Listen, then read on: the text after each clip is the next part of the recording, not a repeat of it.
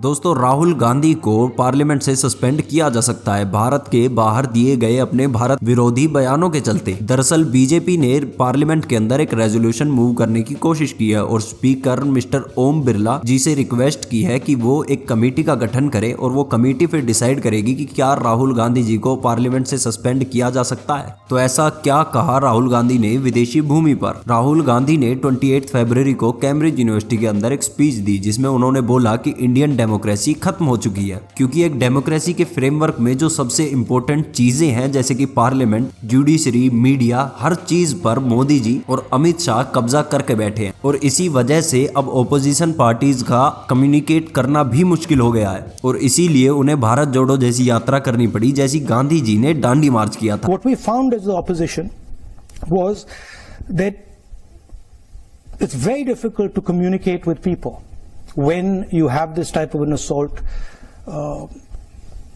on the media, on the democratic architecture. Can you go to the next slide?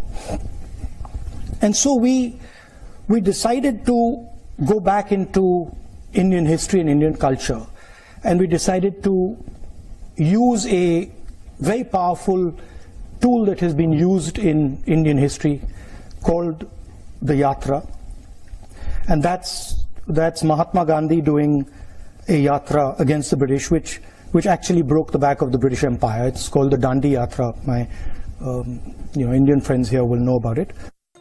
मतलब जिस देश में राहुल गांधी के कुल्फी खाने की न्यूज नेशनल हेडलाइन बन जाती है वहां राहुल गांधी कम्युनिकेट नहीं कर पा रहे हैं। और ये तो कुछ भी नहीं है, राहुल गांधी ने कैम्ब्रिज यूनिवर्सिटी के अंदर बोला कि मैं और ओपोजिशन के और कई नेता एक बार पार्लियामेंट के बाहर खड़े हुए थे और अचानक से पुलिस आई और वायलेंटली राहुल गांधी को घसीटते हुए जेल में ले गई और ऐसा उनके साथ 3-4 बार हो चुका है। लेकिन सच्चाई ये है कि आज तक राहुल गांधी को एक भी बार अरेस्ट नहीं किया गया है, पर उन्होंने सबूत के तौर पर वहां एक फोटो भी दिखाई, जो फोटो दरअसल हाथरस के समय की थी। जो इस फोटो में दिखाई दे रहा है कि राहुल गांधी को पुलिस वहां से हटा रही है, वो दरअसल धारा 144 लगा हुआ एक क्षेत्र है जहां पर राहुल गांधी और सोनिया गांधी जाना चाह रहे थे और पुलिस वहां से कम्युनल दंगे ना भड़क जाए इस चलते सभी को हटा रही थी। और हाथरस मामले में कोर्ट की जजमेंट ये थी कि विक्टिम के साथ किसी भी तरह का कोई रेप नहीं हुआ है और लड़की ने किसी के दबाव में आकर रेप की स्टेटमेंट दी है। और प्रियंका गांधी से जुड़े कुछ ऑडियोज भी लीक हुए थे जहां बात हो रही थी कि केस जितना लंबा खींचे उतना ज्यादा पॉलिटिकल फायदा उठाया जा सकता है। और अभी भी खत्म नहीं हुआ है। राहुल गांधी ने कैम्ब्रिज यूनिवर्सिटी में बोला कि बीजेपी ने मेरे फोन के अंदर मॉलवेयर सॉफ्टवेयर्स डाल रखे थे।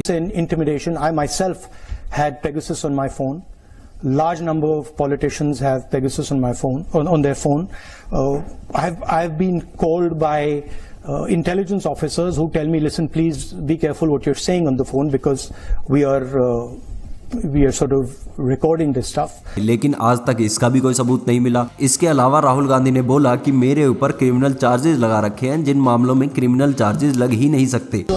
On opposition, I've got number of criminal libel cases for things that should under no circumstances be criminal libel cases, but that's the story. इसका भी सत्य ये है कि राहुल गांधी और सोनिया गांधी के ऊपर एक केस है नेशनल हेराल्ड की संपत्ति, करोड़ों की संपत्ति गमन कर देने का। अब उसमें राहुल गांधी दोषी हैं या नहीं है वो हम नहीं कह सकते क्योंकि कोर्ट में अभी केस चल रहा है। और ये तो कुछ भी नहीं है, राहुल गांधी ने तो एक बार ये भी बोल दिया था कि जब मैं पार्लियामेंट में बोलना चाहता हूँ तो मेरा माइक बंद कर दिया जाता है। मीडिया वाले हमारी बात ना उठाएं, पार्लियामेंट में हम बात रखते हैं तो देखो क्या करते हैं, माइक ऑफ कर देते हैं ऐसे। यहाँ पे तो कंट्रोल है माइक का, पार्लियामेंट हाउस में वहां पे ऐसे ही बंद हो जाता है 2 मिनट में।